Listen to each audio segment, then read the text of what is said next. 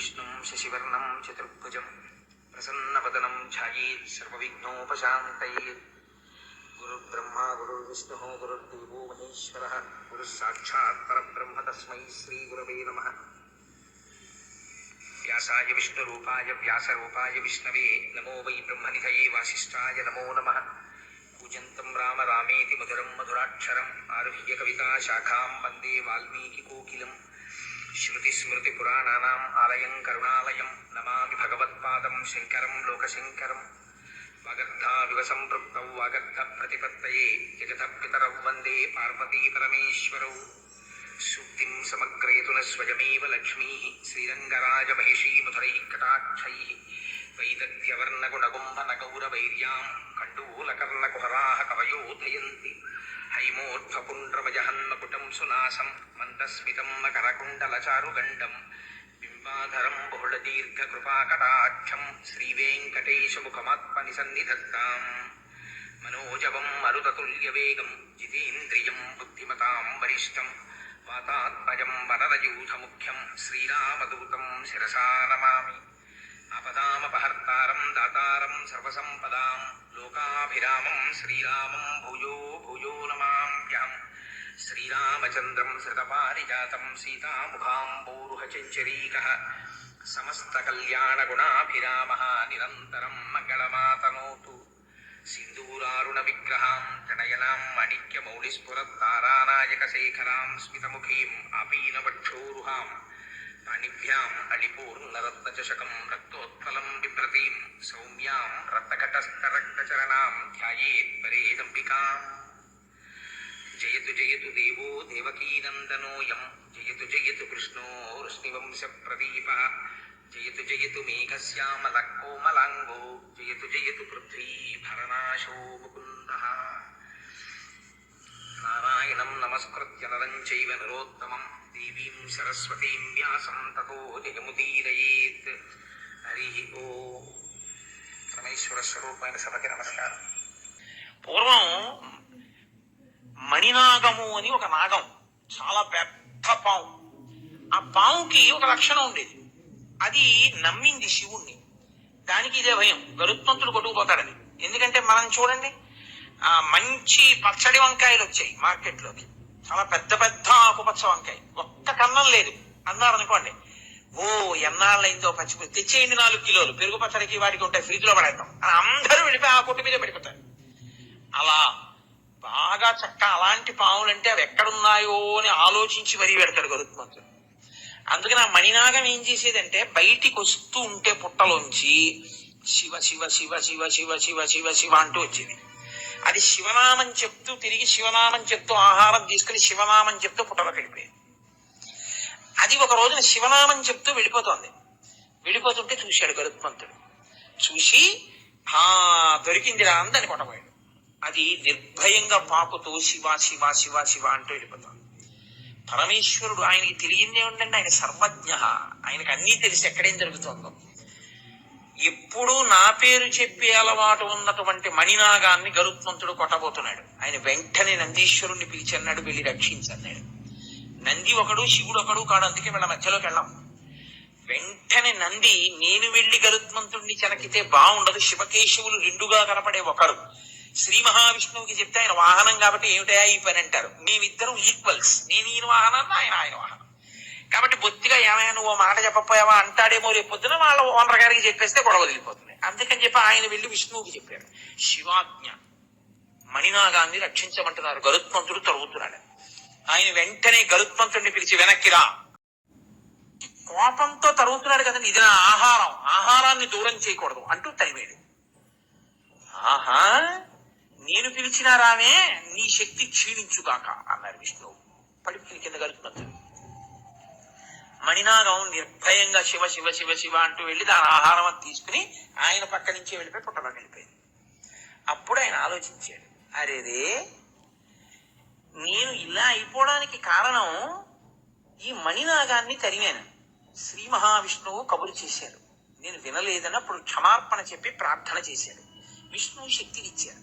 ఈయన వెళ్ళి శ్రీ మహావిష్ణువు పాదాల మీద పడి, ఈశ్వరా నాకంత శిక్ష వేస్తారా అన్నాడు. అంత శిక్ష వేయడానికి కారణం నేను వేసింది కాదు, శివాజ్ఞ. అది శివశివ శివశివ అంటూ తిరుగుతుంది. నువ్వు తరమబోయావు. ఆయన వెంటనే కబురు చేశారు.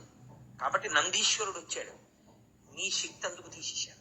శివాజ్ఞ పరిపాలించవలసిందే అందరం. కాబట్టి శివశివ శివశివ శివశివ అనుకున్న మణినాగం బతికిపోయింది ఆయన అనుగ్రహంతో. ఏది సంతతము ఆయన్ని ధరించిందో అది ఆయనకి భూషణం కాదండి. భూషణం అంటే ఏంటి? ధరింపబడినది భూషణం కదా. ఇప్పుడు నేనేదో ఈ ద్రాక్షహారం వేసుకున్నాను, అప్పుడు నాకు అది భూషణం, నేను ధరించాను కాబట్టి. అది నన్ను ధరించింది. ఎలా? దానికి చైతన్యం ఉంటే ఎప్పుడూ నన్నే లోపల వహించి భరిస్తోంది అనుకోండి, అప్పుడు అది నాకు భూషణం, నేను దానికి భూషణం. అందుకే ఆ మణినాగమును గరుత్మంతుడు చెనకలేకపోయాడు. ఆయనే సామాన్యుడు కాడు. పరమేశ్వరుడు అంటే లోకంలో ఎవ్వరూ చెయ్యనంత ఉపకారం చేసినవాడు. గరుత్మంతుని చేత నిత్య భయం ఉన్నటువంటి పాములకి అభయం ఇచ్చి తన ఒంటి మీద వేసుకుని కాపాడినవాడు. అందుకనే ఆయన భుజంగ భూషణుడయ్యాడు. ఇది బాహ్యంలో ఉండే ఇలా నేను చెప్తూ పెడితే, నేను ఇప్పుడు మీకు చెప్పినవి స్కంద పురాణాంతర్గతమైనటువంటి విశేషాలను తీసుకొచ్చి మీకు ఆ మహేశ్వర ఖండంలోంచి వాటిల్లోంచి కొన్నిటిని చూపించాను. ఇలా నేను ఎన్ని తీసుకొచ్చి చూపించినా అనంతము, వాటికి ఏం అంతు ఉండదు. ఎన్నైనా చెప్తాం. ఆదిశేషుడు ఆయన కాలికి గజ్జెగా ఎందుకు అవుతాడు అని ఒక విషయం ఉంది. ఇప్పుడు అది నేను చెప్పడం మొదలెడితే భుజంగ భూషణాతో సరి నాకేమో ఇదేంటి హాఫ్ అన్ అవర్ లెఫ్ట్ అని బెల్ కొట్టడానికి టైం దగ్గరికి వచ్చేసింది. ఇంకా 2 రోజులు ఉంది, పూర్తి అయిపోవాలి సిలబస్ కదా. అందుకని ఆయన భుజంగ భూషణం, ఆయన భుజంగమును ధరిస్తాడు. కాదు కాదు, భుజంగం అన్న మాటకి ఒక అర్థం ఉంది. భుజంగం అంటే ఏమిటో తెలుసా అండి? పాము, పైకి అర్థం. పాముకి ఒక లక్షణం ఉంటుంది. మీరు చూడండి, ఏదైనా కదిలిందనుకోండి అంతా కదులుతుంది. ఇప్పుడు నేను లేచాను అనుకోండి, నా శరీరం అంతా కదులుతుంది. పాముకున్న లక్షణం ఏమిటో తెలుసా అండి? కనీస కదలిక లేకుండా కొంత శరీరం ఉండిపోయి కదలికతో కొంత శరీరం ఉంటుంది. ఒక పెద్ద పాము ఉందనుకోండి, 10 మీటర్ల పాము, అది చుట్టుకు పడుకుంది. ఓసారి నాకు అలా దర్శనమిచ్చాడు ఈశ్వరుడు. నా అదృష్టం బతికిపోయాను అనుకోండి. ఆ రోజుల్లో మీరు పరిహసించవలసిన విషయం అనుకుంటున్నారా? ఏ సామాన్యంగా బతికి బట్టకట్టాను అనుకుంటున్నారా? నేను కటిక చీకట్లో హెడ్ లైట్ వేసుకోవడం మర్చిపోయి వెళ్ళిపోయాను స్కూటర్ మీద. తీరా దగ్గరికి వెళ్ళేటప్పటికి అలా చూస్తే ఏదో పెద్దది పడుకున్నట్టు అనిపించింది. ఆ రోజుల్లో నేను సామర్లవాడలో పనిచేసేవాడిని. ఆ పక్క పొదల్లోంచి అక్కడ నల్లత్రాసు ఉంటుంది అని చెప్పేవారు మా వాళ్ళు. అయ్యి బాబోయ్, పాము కాదు కదా అని లైట్ వేసాను. పాము ఏది? దాని మీది నుంచి ఎక్కేయలేక వెళ్ళలేక ఏం చేస్తున్నానో తెలియని స్థితిలో కుడికాలతో బ్రేక్ దొక్కాను స్కూటర్కి. 2 కాళ్ళు స్కూటర్ మీద నిలబడి కూర్చోడానికి కారు కాదుగా, ఎడంకాల కిందకు వచ్చి అది వెంటనే చుట్టుకున్న చుట్టలో ఇలా అడ్డంగా రోడ్డుకున్నటువంటి శరీరం వెనక్కి తీసింది. పడగ ఇలా ఇలా ఇలా ఇలా వెనక్కి వచ్చి ఇలా విప్పింది. చక్కగా పాదం అక్కడే ఉంది, ఎడం పాదం. హెడ్ లైట్ కాంతిలో మెరిసిపోతోంది. ఇలా పైకెత్తి చూసింది, ఇలా కిందకి చూసింది. ఏమో ఈశ్వరుడు ఏమన్నాడో తెలియదు మరి. కొట్టకు అని ఉంటాడు శివాజ్ఞ. అది తలదించి వెళ్ళిపోయింది. అది వెళ్ళిపోయింది, నేను వెళ్ళిపోయాను. కానీ నేనేం చోళ్ళవి చల్లించుకోలేదు. ఎందుకనంటే అది కొట్టేయాలి అంటే అప్పుడు నాకు ఎవ్వరూ లేరు, నన్ను రక్షించగలిగిన వాళ్ళు. చక్కగా కొట్టేయించారు. కానీ అది ఎందుకో ఇలా తలెత్తి చూసింది, కిందకి చూసింది, వెళ్ళిపోయింది. బహుశా వీడు నన్ను చంపుదాం అనుకున్నవాడు కాడు, ఏదో పొరపాటున వచ్చాడు. వీడిని నేను ఎందుకు చంపాలనుకుందో ఏమో, ప్రాణభిక్ష పెట్టి వెళ్ళిపోయింది. ఈశ్వరుడు వీడేదో శివాలయ పునర్నిర్మాణంలో 30 రోజులు ఉపన్యాసాలు అవి చెప్పవలసిన అవసరాలు కొన్ని ఉన్నాయనుకున్నాడో ఏమో, ఉంచేశాడు. కాబట్టి ఆనాడు అది కరవలేదు. కాబట్టి అది ఏం చేస్తుందంటే, ఓ చుట్టుకుని పడుకుందనుకోండి, ముందు దాని తల ఒకటే కదులుతుంది. తలొక్కటి కదిలి వెడుతుంటే మిగిలిన చుట్ట అలాగే ఉంటుంది. చుట్టంతా ఏం కదిలిపోతుంది దానికి. ఏదో పులి పరిగెడితే లేచిపోయినట్టు, ఏనుగు పరిగెడితే ఒళ్ళు లేచిపోయినట్టు లేచిపోతుంది దానికి. మిగిలిన చుట్ట అలాగే ఉంటుంది. కొంత భాగాన్ని బయటికి వస్తుంది. ఆ తర్వాత అది వెళ్ళిపోదాము అనుకుంటే మాత్రం అలా కదిలి కదిలి కదిలి కదిలి కదిలి కదిలి వెళ్ళిపోయిన తర్వాత చిట్ట చివర తోట భాగం కదిలి వెళ్ళిపోతుంది. ఆ చుట్ట అలా విప్పుకుంటుంది, విప్పుకుని విప్పుకుని విప్పుకుని విప్పుకుని కదులుతుంది. అప్పుడు మొత్తం పాము కదులుతుంది. లేకపోతే ఒక్కొక్కసారి అక్కడ వరకే వెళ్ళి మళ్ళీ వెనక్కి వచ్చి ఇచ్చేది. చుట్టంతా కదలదు. అది కాలము యొక్క స్వరూపం. కాలము భూత భవిష్యత్ వర్తమానాన్ని 3 కింద కదిలిపోతుంటుంది, చుట్టొక్కటి చుట్టుకు పడుకుంటుంది పావులకి. అది భూతకాలముగా తినేస్తుంది కొన్నింటిని. గడిచిపోయిన కాలంలో మా నాన్నగారు, మా అమ్మగారు, మా తాతగారు, మా అక్కయ్య గారు అందరూ పడిపోయారు. భవిష్యత్, ఆ భవిష్యత్తులో కూడా తింటుంది, వర్తమానమునందు తింటుంది, కాలరూపంగా కదులుతుంది. ఆ కదలికటి చుట్టలు చుట్టుకున్నటువంటి ఆ పాము యొక్క శరీరం, ఆ కదలికని కాలం అంటారు. కాలమునకున్న లక్షణం ఏమిటంటే పాపపుణ్య ఫలితములనిచ్చుట, శరీరములనన్నిటినీ పడగొట్టి వేయుట. అన్ని కాలంలో పడిపోతాయి. అటువంటి కాలమునకు అందరూ పడిపోతే కాలమునకు, కాలునికి, కామమునకు లొంగక కాలుణ్ణి కాముణ్ణి కూడా నియంత్రించిన వాడెవడో వాడు భర్గ. అందుకని ఆయనకు అది ఆభరణం. అది ఆయన చెవి పక్కన ఇలా పడగ విప్పుంటుంది, కానీ ఆయన ఇలా నిర్భయుడై ఉంటాడు. ఎందుకని అంటే ఆయన ఆ కాలుణ్ణి ఇటు కాముణ్ణి వశం చేసుకున్నవాడు. ఇది చెప్పడానికి ఆయన భుజంగ భూషణ కాదు. భుజంగం అన్న మాట ఎందుకు వాడారో తెలుసా అండి? భుజంగం అంటే భుజం, అది వక్రయత, ఒకలా కాకుండా ఎప్పుడూ కూడా చలతీతి ఇది భుజంగ. వంకర టింకర్లగా నడిచేటటువంటి అలవాటు దేనికుందో దానికి భుజంగం అని పేరు. పాముకి నిలువుగా వెళ్ళడం ఎప్పుడూ రాదు. పాము ఎప్పుడు ఇలా వంకర టింకరగానే వెడుతుంది. వంకర టింకరగా వెళ్లే అలవాటు తనంత తాను ఉండిపోయింది ఏదో తెలుసా అండి? ఇంద్రియములతో కూడిన మనసు. ఇంద్రియాలు, మనసు తనంత తాను ఇప్పుడు కూడా లేస్తూనే సుప్రభాతం చేసుకుందాం, చక్కగా పూజ చేసుకుందాం, ఈ లోకాన్నంతటినీ మన కుటుంబంలా చూసుకుందాం, ఎవరి డబ్బు గురించి మనం ఆశపడద్దు, ఈశ్వరుడికి నైవేద్యం పెట్టి తిందాం, సూర్యోదయానికి లేచిపోదాం, అలా అంటుందేమిటి? అలా ఏమందవు. మనసు, ఇంద్రియములు ఎప్పుడు వంకర టింకరగా తిరుగుతాయి. కుటిలం చరతీతి ఇది భుజంగ. భుజం కుటిలం చరతీతి. కుటిలం అంటే వంకర టింకరగా తిరుగుతుంది. ఈ వంకర టింకర తిరుగుడంతా దేని వల్ల అలవాటైందంటే ఈ ఇంద్రియములతో సుఖములను అనుభవించడానికి అలవాటు పడి ఈ మనసు ఎప్పుడు వంకర టింకర తిరుగుడే తిరుగుతుంది తప్ప తిన్ననైనటువంటి నడక దీనికి రాదు. ఇలా తిన్ననైన నడక రానటువంటి మనసుని ఈశ్వరుడి దగ్గర పెట్టేస్తే ఆయన దాన్ని భూషణ మెడలో వేసుకుంటాడు. ఆ మనసుని ఆయన స్వీకరించి ఆయనే శరణాగతి చేసిన వాడి మనసుని నడిపించగలిగినటువంటి బాధ్యతని తాను స్వీకరించి మిమ్మల్ని తనకి ఆభరణంగా ఆయన స్వీకరించేస్తాడు. అందుకని ఆయన భుజంగ భూషణ. ఏమండి, మరి మేము గతంలో చేసిన పాపాలు మీరు ఒక్కటే జ్ఞాపకం పెట్టుకోండి. మీకు ఒక్కసారి భగవద్భక్తి కలిగి ఆర్తి కలిగిన తరువాత ఎలుగెత్తి త్రికరణ శుద్ధిగా మీరు పిలవడం మొదలుపెట్టిన తరువాత కూడా మిమ్మల్ని క్షమించి ఉదారుడై మిమ్మల్ని ఉద్ధరించి మీకు పలకకపోతే మీరు ప్రార్థన, పశ్చాత్తాపము, ప్రాయశ్చిత్తము ఈ మాటలకి వాంగ్మయంలో చోటు ఉండదు. ఇక ప్రార్థన అసలు నేను ఎందుకు చెయ్యాలి? నేనేదో పాపం చేశాను, ఏమీ కుదరదు, ఇప్పుడు నేను మారానంటే కుదరదు, అవి అనుభవించు అని ఈశ్వరుడు అన్నాడు అనుకోండి. అప్పుడు నేను ఇంకిప్పుడు మారడానికి అసలు ఎందుకు సాధన చేయడం, ఎందుకు ఇప్పుడు ప్రయత్నం చేయడం? నేను ఎలాగో నేను చేసినవన్నీ అనుభవించాలి, ఇప్పుడు చేసినవి ఎప్పుడో అనుభవంలోకి వస్తాయి. కాబట్టి ఆయన ఏం ఉపకారం చేస్తాడు? ఆయన ఏమీ చేయడు. మీరు ఏ కర్మలు చేశారో ఆ కర్మలు ఈశ్వరుడి కింద గొప్పవై కూర్చున్నాయి. అవునా కదా? మీరు కొంచెం జాగ్రత్తగా ఆలోచించండి. నేను గోదానం చేశాను, ఆయన ఫలితం ఇస్తాడు. నేనేదో ఎవరినో బాధ పెట్టాను, దానికి ఫలితం ఇస్తాడు.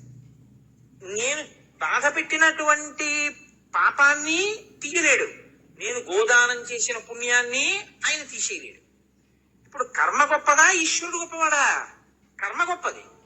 అప్పుడు ఈశ్వరుడి స్థితి ఏమిటి? అది కాదు సనాతన ధర్మంలో. మీకొకసారి పశ్చాత్తాపం కలిగి త్రికరణ శుద్ధిగా మీరు ఈశ్వరుణ్ణి ప్రార్థిస్తే అది ఘృతరీతి ఘనీభూతం దయాళువై పాపమునకు ఇవ్వవలసిన భయంకరమైన ఫలితాన్ని బాగా తగ్గించేసి ఇచ్చేస్తాడు. అంత తగ్గించి ఇవ్వగలిగినటువంటి కృపకి, ఆ స్థితికి మహానుభావుణ్ణి ఇప్పటికైనా మారి మనం ఆయన పాదాలు పట్టుకుందాం అనుకుంటాం. పుణ్యాన్ని ఎందుకు తీసేయడం? అది ఉన్నా కూడా మీరు అనుభవించడానికి శరీరంలోకి రావాలి. కాబట్టి ఇప్పుడు పుణ్యము లేదు పాపము లేదు, అనుభవించడానికి ఏమీ లేకపోతే రావడం ఎందుకు, ఎత్తి మెళ్ళబడేసుకుంటాడు. ఇంత పాపపు నడవడి కలిగిన వాడిని ఆయనకు ఆభరణం అయిపోయాడంటే, ఒకప్పుడు పాపపు నడవడి, ఇప్పుడు ఆయన మెళ్ళలో ఉంటే ఆరాధనీయము. అది ఆ వాసుకి మీకు అనుగ్రహ ప్రదాత అయిపోతాడంతే జీవుడు, ఆ స్థితిని పొందేస్తాడు. ఇది చెప్పడానికి ఆయన భుజంగభూషణ. భక్తి అన్న మాటకు అర్థం ఏంటి, వేదం చెప్పింది చేస్తే కదా భక్తి. అప్పుడు భక్తి లేని స్థితి భక్తి ఉన్న స్థితి, అది మెట్ట వేదాంతం అంటారు, అర్థం లేని వాదం, అది పిడివాదం. కాబట్టి ఆ స్థితిలో ఎవడు నిలబడతాడో వాడికి ఆ కర్మలు మళ్ళీ ఇంకా ఫలితాన్ని ఇవ్వడము అనేటటువంటిది ఉండదు. ఆయన ఖాతాలో ఆఖరికి వెళ్ళేటప్పటికి ఈశ్వరుడు ఏం చేస్తాడంటే కుడి చేతి వైపు పేజీ మీద ఇలా కొట్టేస్తాడు, ఏం లేదు పాపం తీసేశాను, పుణ్యం తీసేశాను. పుణ్యం లేదు పాపం లేదు, అనుభవించడానికి ఏం లేదు. కాబట్టి ఏం చేస్తాడు, నవ్వుతూ వెళ్ళిపోయే స్థితి ఇచ్చేస్తాడు. నవ్వుతూ వెళ్ళిపోయాడు కదా, రావక్కర్లేదు, తన మెళ్ళలో పడేసుకుంటాడు. అది పాము అని మీరు అనుకుంటున్నారు, కానీ ఇప్పుడు అది భుజంగ భూషణ, తన మెళ్ళలో వేసుకుంటాడు. ఇది ఆయన ఇవ్వగలడు కాబట్టి ఇమ్మని ప్రార్థించారు. నేనేమీ చెయ్యలేదని చెప్తున్నాను, నన్ను అనుగ్రహించన్నారు కొంతమంది. శ్రీశైలేషు భజింతునో యభవ కాంచీనాథు సేవింతునో కాశీవల్లభ కల్వబోతున మహాకాళేషు పూజింతునో నా శీలం అణువైన మేరువణుచున్ రక్షింపవే నీ కృపాశ్రీ శృంగార విలాసహాసముల చేసి కాళహస్తీశ్వర అంటాడు ధూర్జటి.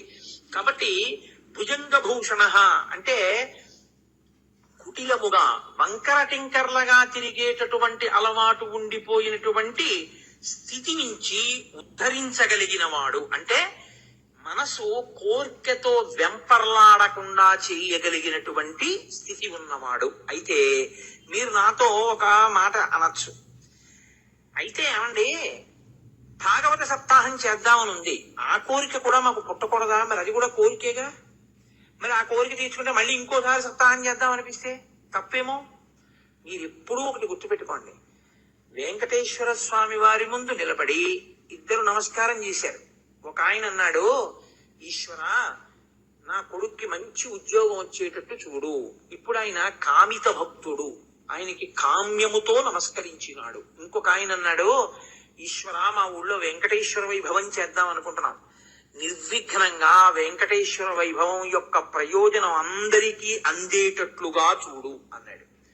ఇద్దరూ కోరికలు కోరిన వాళ్లేనా? కాదు. శాస్త్రంలో ఎవడు కేవలము ఈశ్వర భక్తిని మాత్రమే కోరాడో వాడు కోరనివాడు. ఈశ్వర భక్తి వినా ఈ లోకమునందు పనికొచ్చేవి మాత్రమే కోరినవాడి. కాబట్టి భాగవత సప్తాహం చేయడం కోరికేనా అంటే కోరిక లేని స్థితి అవుతుంది అది. ఎందుకంటే అది ఉద్ధరణ మార్గం. మీరు ఒక్కటే గుర్తుపెట్టుకోవాలి, తాడే ఇలా తిప్పేశారు, కట్టేశారు, ఇలా తిప్పేశారు, విప్పేశారు, అప్పుడు తాటినే తిప్పారు, ఇప్పుడు తాటినే తిప్పారు. కానీ ఒకసారి తిప్పితే కట్టుకుంది, ఒకసారి తిప్పితే విప్పుకుంది. ఈశ్వరుడి ముందుకెళ్ళి నిష్కామంగా ఈశ్వర కార్యం చేయడం తాడు విప్పుకోవడం, ఈశ్వరుడు ముందుకెళ్ళి కామంతో కార్యం చేయడం, కామం అంటే కోరికతో మీరు ఒక పని చేయడం, కట్టుకోవడం, అది కట్టుకోవడమే. నాకో పుణ్యం వస్తుందండి అని చేశాను అనుకున్నా, పుణ్య ఫలితాన్ని అనుభవించడానికి రావాలి. అది వద్దు ఇది వద్దు, చేసేసి ఉమామహేశ్వర బ్రహ్మార్పణమస్తు, వాడు చేయించాడు, వాడికి వెళ్ళిపోయింది. నీకేముంది? ఏమీ లేదు, నాకేం అక్కర్లేదు కూడా. కాబట్టి ఇప్పుడు ఇటు లేదు అటు లేదు, 2 పేజీలు లేవు, పుస్తకం ఏంటి ఇంకా. కాబట్టి వాడు నవ్వుతూ వెళ్ళిపోతాడు. కాబట్టి చేసిన కర్మని ఈశ్వరునికి ధారపోసి బ్రతుకుట త్రికరణ శుద్ధిగా. నీకు ఫలితం ఈశ్వరుడే. ఇలా చేసిన వాడు ఎవడుంటాడో వాడిని ఈశ్వరుడే పొదివి పట్టుకుని ఉంటాడు. ఇంకంతకన్నా ఏం కావాలి నీకు? ఈశ్వరుడే కాపాడుతుంటాడు. అది అచంచల భక్తి. అటువంటి స్థితిని పొందుట కొరకు ఆ మార్గమును దిద్దగలిగిన వాడెవరో వాడికి భుజంగభూషణుడని పేరు. ఎన్ని అర్థాలు వస్తున్నాయి చూడండి. నామం ఒకటే, కానీ ఆ ఒక్క నామంతో ఎన్నిటినో ప్రతిపాదన చేస్తారు. లోకంలో అవతల వాణ్ణి పడగొట్టడానికి ఎన్నో సాధనములు ఉంటాయి. దృష్టి దగ్గర నుంచి, దృష్టి కూడా పడగొట్టడానికి సాధనం తెలుసా అండి. చూడకూడని రీతిలో అసూయతో అదే పనిగా చూస్తే అవతలి వారిలో ఉండే తేజస్సు క్షీణిస్తుంది. నేను అలా క్షీణించకుండా కొన్ని జాగ్రత్తలు తీసుకుంటుంటారు. అప్పుడు ఆ దృష్టి నుంచి ఇది విరిగిపోతుంటుంది. అలా విరగగొట్టగలిగినది ఎలా ఉంటుందో అలా అది శివం. ఈశ్వరుని పడగొట్టడానికి మీకు ఏ సాధనములు ఉండవు లోకంలో. మీకు బాహ్యంలో ఎవరినైనా పడగొట్టడానికి ఏవైనా ఉంటాయేమో, కానీ లోకంలో ఈశ్వరుణ్ణి పడగొట్టడానికి మాత్రం ఏదీ లేదు. అందుకే సనాతన ధర్మంలో ఈశ్వరుడే చచ్చిపోవడం అనేది ఎప్పుడు ఉండదు. భగవంతుడే భక్తుల చేతిలో చనిపోవుట ఆ మాట అసలు ఉండదు ఆయన దగ్గర. రాక్షసుల చేతిలోనో భక్తుల చేతిలోనో ఆయనే చచ్చిపోతే ఇంకేమిటి ధర్మం ఎక్కడి నుంచి వస్తుంది? కాబట్టి ఈశ్వరుడే అచ్యుతుడై ఉంటాడు, ఆయన్ని పడగొట్టలేరు. ఏ సాధనము చేత పడరు. బాహ్యంలో అయితే ఆయన సృష్టించాడు, ఆయన మంత్రం ఆయన మీద వేస్తే అప్పుడు ఆయన మంత్రం పని చేయకపోతే ఆయనే పని చేయనట్టు అయింది. అప్పుడు ఆయన మంత్రానికి ఆయన పడిపోడా? ఈ ఆలోచన ఒకటి వచ్చింది ఒకప్పుడు, తెలుసా అండి. అందుకే తత్వ విచారణ చెయ్యాలి మీరు ఎప్పుడు. దారుకావనంలో పరమేశ్వరుడు వెళ్ళిపోతున్నాడు, ఆయనకి నిస్సంగుడు. ఆయన అందం వాళ్ళ భార్యని పాడు చేస్తుందేమో అని ఋషులు అనుకున్నారు. ఎప్పుడూ వైకల్యము లేని జ్ఞానం ఉండడం అంటే చాలా కష్టం. ఋషులకు కూడా భ్రంశం అవుతూ ఉంటుంది అప్పుడప్పుడు. ఏమీ తెలియని వాళ్ళల్లా ఉండేవాళ్ళు ఎవరంటే, అమాయకుల్లా ఉండేవాళ్ళు ఎవరో వాళ్ళకే నిశ్చల భక్తి ఉంటుంది. అన్నీ తెలిసిన వాడికి అమావాస్య మరణం, ఏమీ తెలియని వాడికి ఏకాదశి మరణం అంటారు. అందుకే భాగవతంలో కూడా ఇలాంటి ఘట్టం ఒకటి ఉంది. ఋషిపత్నులు కృష్ణుడికి అన్నం తెచ్చి పెట్టుట అని. కంసుడికి భయపడి ఋషులు తేలేదు, ఋషిపత్నులు తీసుకొచ్చి పెట్టారు. పెడితే మోక్షం పొందారు వాళ్ళు. అలాగే దారుకావనంలో పరమశివుడు వెళుతుంటే ఋషిపత్నులు ఆయన వెంట వెళ్ళారు. ఋషులకు ఆగ్రహం వచ్చి, అదేమిటి ఈయన మా పత్నులు ఆయన వెంట వెళుతున్నారు. ఆగ్రహం వచ్చి వెంటనే పరమేశ్వరుణ్ణి నిర్జించాలని బాహ్య సాధనములు కొన్ని వేశారు ఆయన మీదకి. ఒక ఇనప శూలాన్ని వేశారు, ఆయన దాన్ని వంచిగా పట్టుకున్నాడు. అలా ఒక పులిని విడిచిపెట్టారు, దాన్ని తోలు ఒలిచి కట్టుకున్నాడు.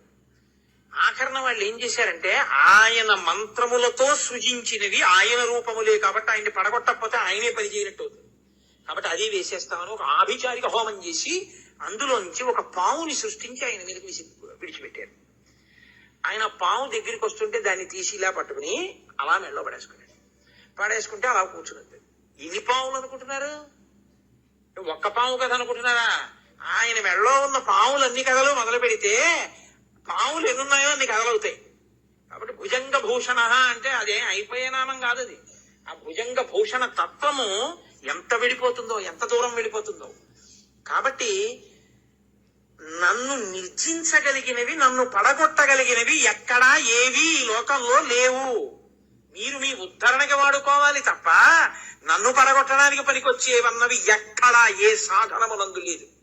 నేను అచ్యుతుడను, అన్ని నా ఇందు లీనమైపోవలసింది తప్ప నన్ను పడగొట్టగలిగినవి లేవు. ఇది నిరూపించడానికి ఆయన ఆ పావును తీసి మెడలో వేసుకున్నాడు కాదు. ఇంకొక అర్థం ఏమిటో తెలుసా అండి? పాము రెండిటిని సంకేతిస్తుంది. ఒక పాము మనం శాస్త్రంలో ఎలా చెప్తామంటే నీచమైన పాము అని చెప్తాం. ఇంకొక పాము ఎప్పుడూ అనుగ్రహ స్వరూపమైన పాము అని చెప్తాం. అందుకే మీరు చూడండి, నాగస్పర్శ లేని దేవత ఉండరు. అసలు మీకు యథార్థంగా మాట్లాడితే మనం అంటే యజ్ఞోపవీతం నూలుతో చేసింది వేసుకుంటాం. పరమేశ్వర స్వరూపాలు ఏవి కూడా యజ్ఞోపవీతాలు నూలుతో చేసినవి కాని, బంగారంవి కాని వేసుకో. అవి నాగ యజ్ఞోపవీత ధారిణం. ఆయన నాగమును యజ్ఞోపవీతంగా వేసుకుంటాడు, పావుని వేసుకుంటాడు యజ్ఞోపవీతంగా. శ్రీ మహావిష్ణువు నాగశయనుడు, ఆయన శేషుడి మీద పడుకుంటారు. పరమశివుడు నాగాభరణుడు. వినాయకుడు ఏదో వడ్డానం పెట్టుకున్నట్టు పావును దాన్ని ఇలా తీసుకొచ్చి ఇలా ముడేసుకుంటాడు. ముడేసుకుంటే అది ఇలా పడగ విప్పి ఆ వజ్రంతటిని చుట్టూ ఇలా ఉంటుంది, అదో వడ్డానంలా ఉంటుంది ఆయనకి. మీరు ఎవరిని చూడండి, ప్రతి వాళ్ళకి నాగము ఆభరణమై ఉంటుంది, నాగాభరణము ఉండి తీరుతుంది. అసలు ఇంకా మాట్లాడితే నాగాభరణాలు పెట్టుకున్నారని శ్రీ మహావిష్ణువు ఈ పక్కల్లో పెట్టుకున్న వాటికి ఇలా పడగలు పట్టుంటాయి, నాగాభరణం పెట్టుకున్నాడంటారు. అందుకే చంద్రశేఖర భారతీ స్వామి వారి దగ్గరికి కొంతమంది వెళితే ఆయన అందరినీ పేర్లు అడిగితే చెప్పారు. ఒక ఆయన వీళ్ళందరూ వెళ్ళిపోయాక చెప్తానన్నారు. ఏమలాగా అంటే కాదులేడి చెప్పుకోవడానికి కొంచెం మొహమాటం అన్నాడు ఆయన. అందరూ వెళ్ళిపోయాక ఏమిటి నీ పేరు అన్నారు ఆయన. భుజంగం అండి అన్నాడు. భుజంగం అంటే చెప్పడానికి భయం ఎందుకు అన్నారు ఆయన.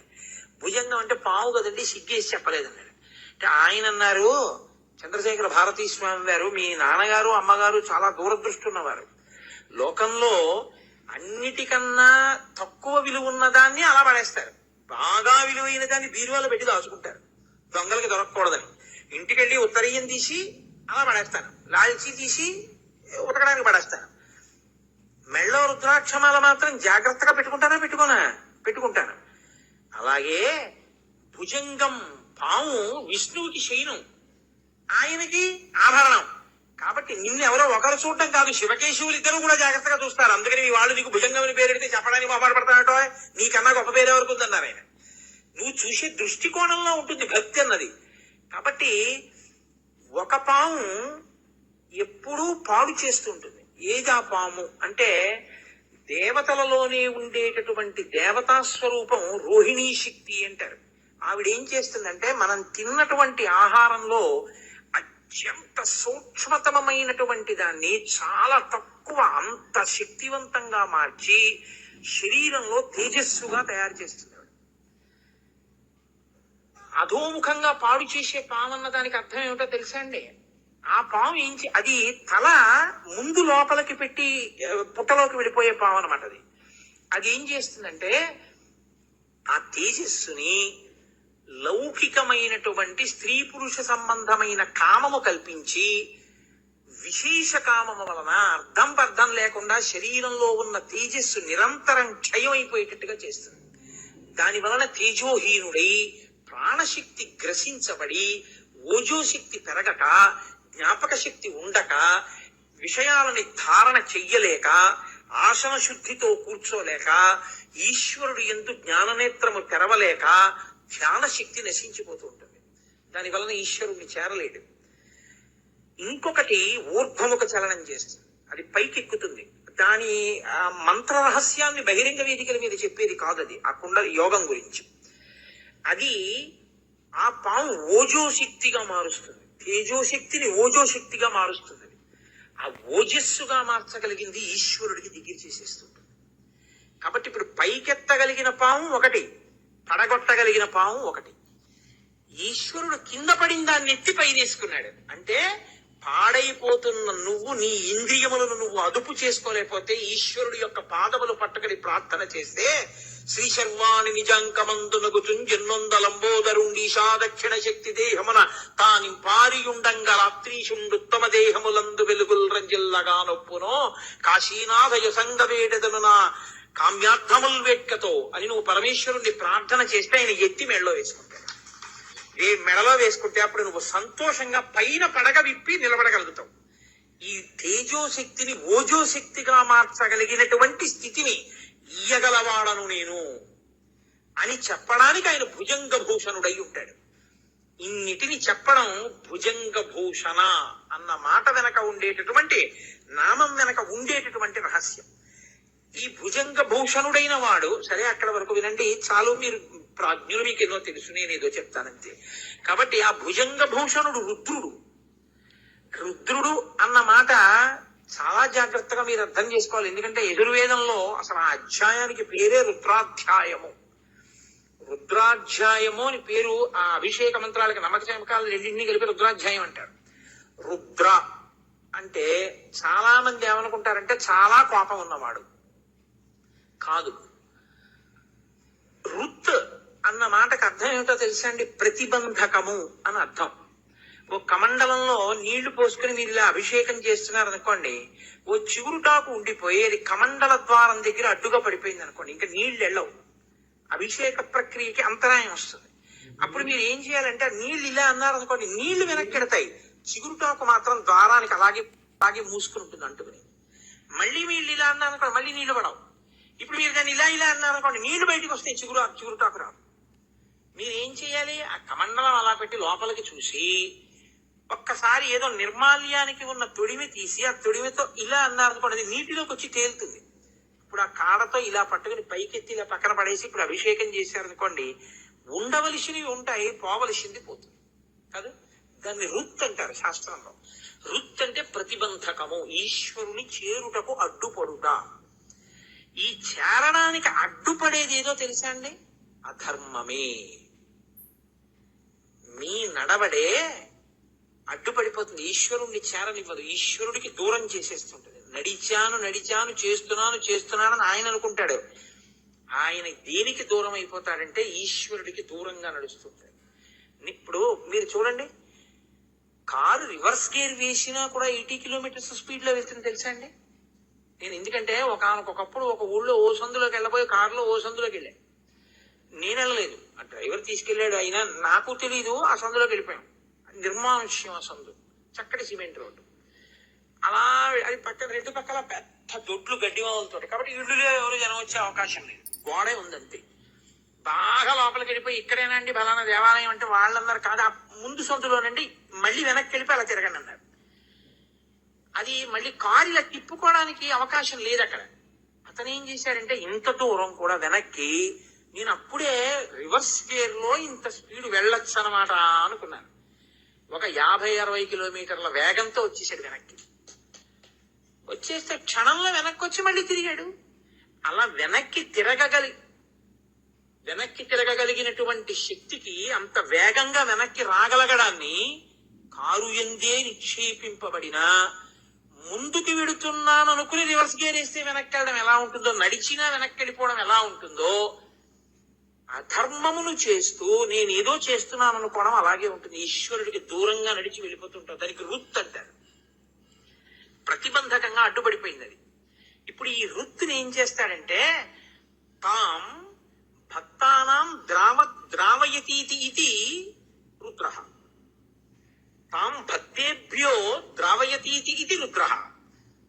నీ అంత నువ్వు దిద్దుకోవడం చేత కాకపోయినా నువ్వు శివుడి కాళ్ళు బాగా పట్టుకుంటే ఈ ప్రతిబంధకాన్ని ఆయన తీసేసి ఎటు నడవాలో నీకు నేర్పేస్తాడు. ఇది సాధారణంగా ఆయన గురుస్వరూపంగా చేస్తాడు. ఎందుకంటే బోధ జరగాలి కదా, మరి ఎలా చెయ్యాలి ఆయన? ఒకటి ప్రచోదనంతో చెయ్యాలి, రెండు గురువు ద్వారా చెయ్యాలి సమాజానికి. అందుకని ఆయనే గురువుగా తిరుగుతాడు, శివాయ గురవే నమః అని. అందుకని ఇప్పుడు రుత్ తాం భక్తేభ్యో ద్రావయతీతి ఇది రుద్రః. భక్తుల యొక్క అధర్మాన్ని పోగొట్టి ఆయన భక్తులు ఈశ్వరుణ్ణి చేరే మార్గాన్ని చూపించగలిగిన వాడై ఉంటాడు. మీరు రుద్రః అంటే ఎప్పుడు చంపేసేవాడు, కోపంతో ఉండేవాడని మీరు అనుకోకూడదు. లేకపోతే రుద్రాభిషేకం ఎందుకంటే, ఏ తప్పు చేయకపోయినా, ఏ కోరిక లేకపోయినా అభిషేకం నిరంతరం ఎందుకు చేస్తారు? అధర్మం అడ్డుపడిపోయి నేను చెడిపోకుండా నన్ను రక్షిస్తూ ఉండమని అభిషేకం చేస్తూ ఉంటారు. కాబట్టి ఆయన అలా కాపాడగలిగిన వాడు కాదు. వృత్యా ధర్మాన్ అవలోకయతి ప్రాపయతి ఇతివా రుద్రః. వృత్యా అంటే వాక్కు చేత అవలోకయతి ప్రాపయతి ఇది. ఆయన మీకు బోధ చేసి ఆ బోధని మీరు ఆచరించడం వల్ల సంతృప్తి చెంది తాను మిమ్మల్ని పొందేస్తాడు, లేదా మీరు ఆయన్ని పొందే శక్తిని మీకు ఇచ్చేస్తాడు. అలా ఇవ్వగలిగిన వాడు కాబట్టి ఆయన రుద్రః కాదు, ఘోర రూపంతో ఉంటాడు ఆయన. అదే పనిగా అధర్మం చేసేవాడి పట్ల ఘోర రూపుడై పాప ఫలితాన్ని ఇస్తాడు, ఇప్పుడు పడగొడతాడు, అప్పుడు రుద్రః. అందుకే ఆయనదే ఘోర రూపం, ఆయనదే శివస్వరూపం. అఘోరేభ్యో దఘోరేభ్యో ఘోర ఘోరధరేభ్యః సర్వేభ్యః సర్వసర్వేభ్యో నమస్తే రుద్రరూపేభ్యః. ఆయనే శివ, ఆయనే ఘోర రూపం, ఆయనే శివస్వరూపం. ఎలా అవుతాడు అంటే, పాప ఫలితాన్ని ఆయన ఇస్తున్నప్పుడు నీలో ఒక మార్పు రావాలి. ఏదో చేసి ఉండకపోతే నాకు ఇంత దుఃఖం రాదు, ఎంత తప్పు చేస్తే ఈ దుఃఖం వచ్చిందో, కాబట్టి భరించలేను ఈ దుఃఖాన్ని అనుకుంటే నేను ఇక నుంచి తప్పులు చెయ్యవద్దు అన్న మార్పు వచ్చిందనుకోండి, అది శివానుగ్రహం.